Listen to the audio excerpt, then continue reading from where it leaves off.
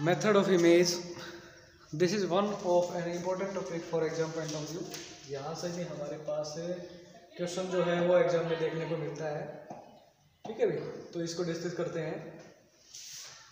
अगर हमारे पास grounded conducting plane sheet है ऑफ पॉइंट चार्ज, ठीक है, यहाँ पे हमारे पास एक ग्राउंडेड कंडक्टिंग प्लेन शीट रहेगी और एक रहेगा पॉइंट चार्ज।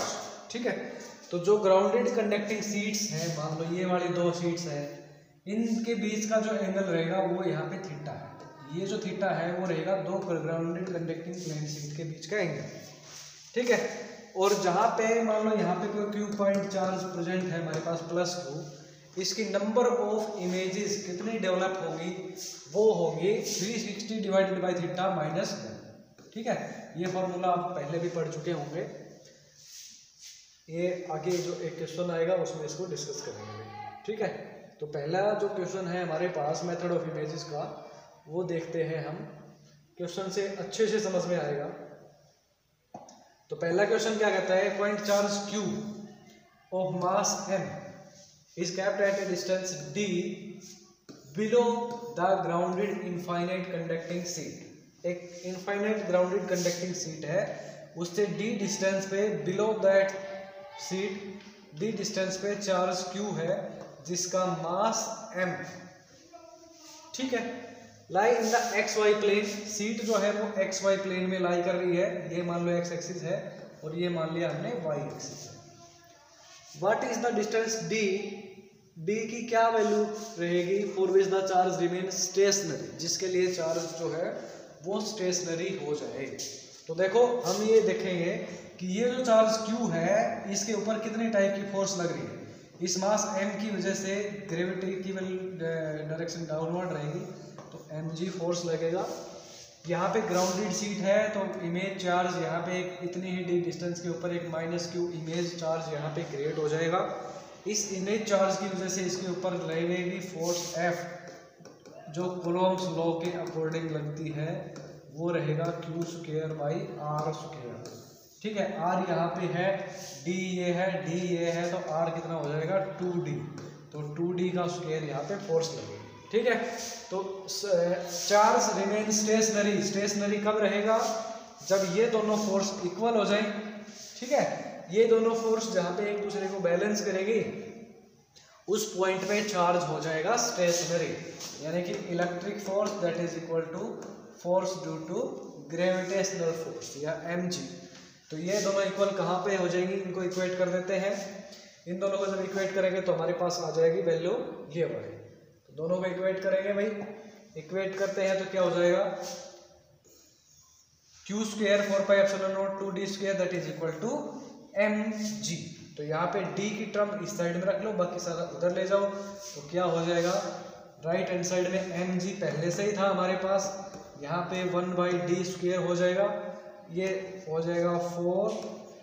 ठीक है, multiply by 4πε0 multiply by 4πε0 divided by q²। ठीक है, हमें d² की वैल्यू, d की वैल्यू चाहिए, इसको अपोजिट कर दो सबको और √रूट ले लो सभी का, 4 4 16 हो जाएगा।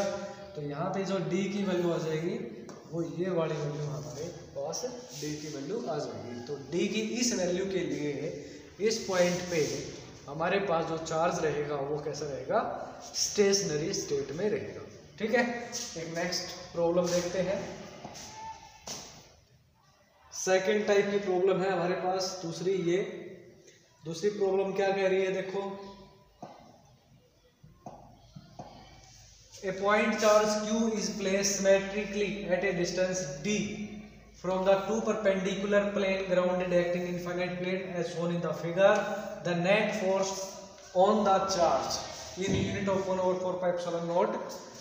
ठीक है, तो जो चार्ज Q है उसके ऊपर नेट फोर्स क्या रहेगी वो हमें यहाँ पे बतानी है। तो देखो दो ग्राउंडेड सीट है, दोनों के बीच का एंगल 90 डिग्री है, तो नंबर ऑफ इमेज चार्ज क्या हो जाएगा 360 बाई थीटा -1। तो ये हो गया 360 by 90 -1 that is equal to 3। तो कितने नंबर ऑफ हमारे पास इमेज चार्ज हो जाएंगे 3। तो 3 इमेज चार्ज यहाँ पे डेवलप होंगे।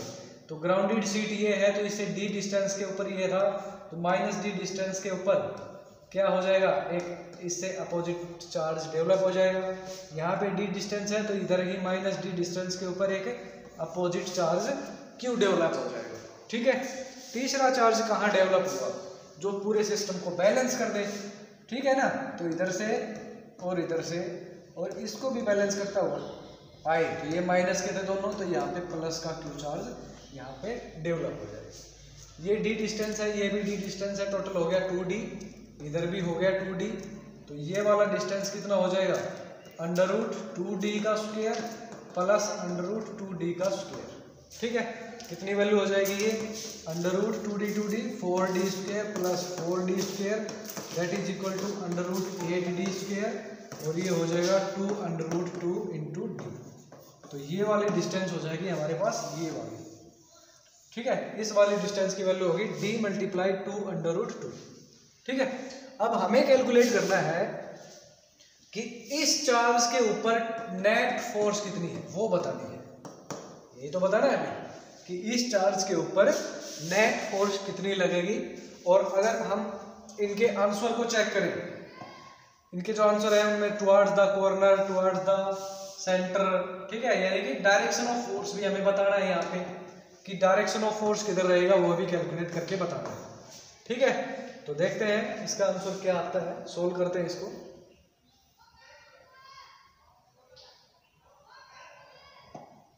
देखो यहाँ पे यही तो किया था हमने। ठीक है, ये डिस्टेंस कितना था 2d, ये डिस्टेंस हो गया 2d और ये हो गया 2d, और ये पूरा का पूरा क्या आ गया था हमारे पास। तो देखो इस चार्ज के ऊपर नेट फोर्स बताना, तो इसकी वजह से पहले तो निकाल लेंगे ये वाला फोर्स। ठीक है, तो ये डिस्टेंस है 2d, ये 2d हो गया q और 4πε0 2d का स्क्वायर, इसकी वजह से लगने वाला फोर्स। ठीक है, दूसरा चार्ज हो जाएगा ये वाला नीचे वाला, तो इसकी वजह से लगने वाला फोर्स क्या हो जाएगा q स्क्वायर 4πε0 2d का स्क्वायर y स्क्वायर। ठीक है, तीसरा जो फोर्स लगेगा वो इसकी वजह से लगेगा, इसकी डिस्टेंस हमने अभी निकाली थी, क्या थी, √2 इंटू 2d, यही थी ना डिस्टेंस ये वाली। तो q ये है और प्लस का ही q ये है, तो दोनों हो गए q स्क्वायर 4πε0 और 2 इंटू 2d का स्क्वायर। ठीक है, डिस्टेंस का स्क्वायर 2 इंटू 2d √2d, इसका स्क्वायर हो जाएगा। ठीक है, डायरेक्शन क्या हो जाएगी इसकी, x और y दोनों के डायरेक्शन में हो जाएगा, तो x प्लस वाई बाई √2 दी हो जाएगी इसकी डायरेक्शन। ठीक है, तो रिजल्टेंट फोर्स किधर लगेगा, तो हमें प्रिंसिपल ऑफ सुपरपोजिशन के अकॉर्डिंग क्या करते हैं कि किसी चार्ज q के ऊपर n नंबर ऑफ चार्जेस की वजह से लगने वाला फोर्स क्या होता है, जो इंडिविजुअल फोर्सेस लगेंगे उनका डायरेक्ट सम, तो F1, F2 और F3 तीनों का डायरेक्ट सम कर देंगे, ये हो जाएगा हमारे पास net force acting on that charge q due to this image charges. ये जो हमारे पास इमेज चार्ज क्रिएट हुए हैं, इन तीन इमेज चार्जेस की वजह से इसके ऊपर जो नेट फोर्स लगेगा वो क्या हो जाएगा, इंडिविजुअल चार्जेस की वजह से लगने वाली फोर्स का सम। तो तीनों का सम कर दो, यहाँ से उठा करके तीनों का सम कर देंगे, तो ये वाली वैल्यू हमारे पास आ जाएगी। ठीक है, आगे देखते हैं, इसको सोल्व कर लें। अब मैथमेटिकल कैलकुलेशन बच गया सिर्फ। ठीक है, ये -2x minus of 2y, x वाली टर्म एक साथ कर दो, y वाली टर्म एक साथ कर दो, तो x और y वाली टर्म एक साथ करेंगे तो हमारे पास आ जाएगा रिजल्टेंट ये वाला।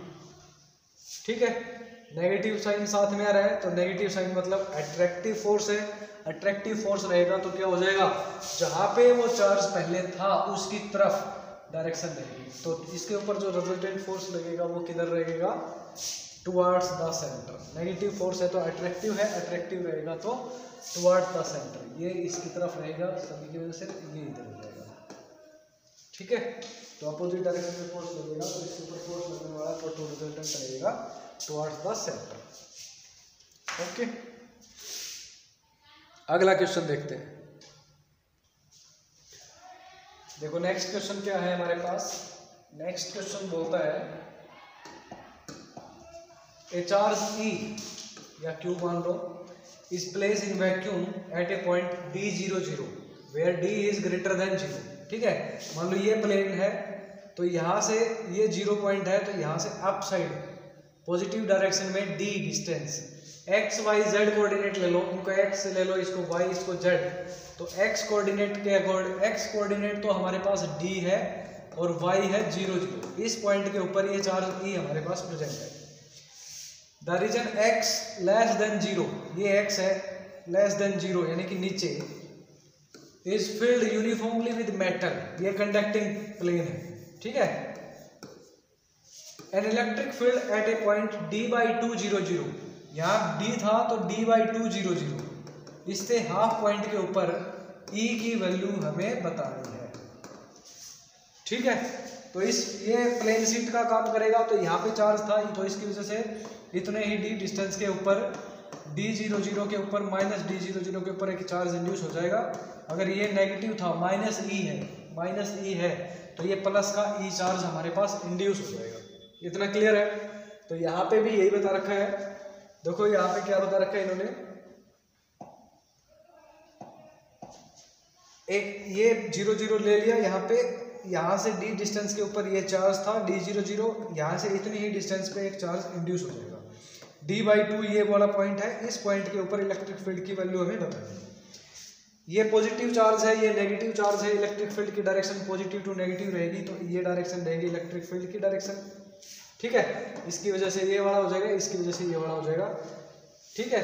तो हमारे पास टोटल इलेक्ट्रिक फील्ड रहेगा, वो हमें कैलकुलेट करना है d/2 डिस्टेंस के ऊपर। तो d/2 डिस्टेंस के ऊपर इलेक्ट्रिक फील्ड की वैल्यू क्या हो जाएगी, 1/4πε0 charge Q divided by distance का स्क्वायर।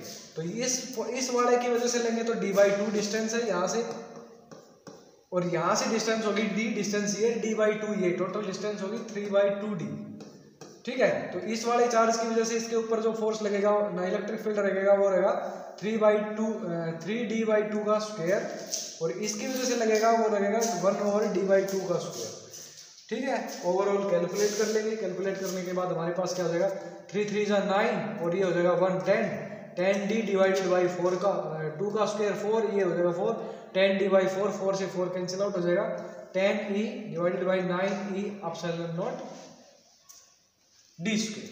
तो ये वाला हमारे पास रिजल्टेंट फोर्स हो जाएगी, डायरेक्शन हो जाएगी x कैप की तरफ, तो x का कोऑर्डिनेट हो गया 1 और ये हो गए y और z के 0, ठीक है।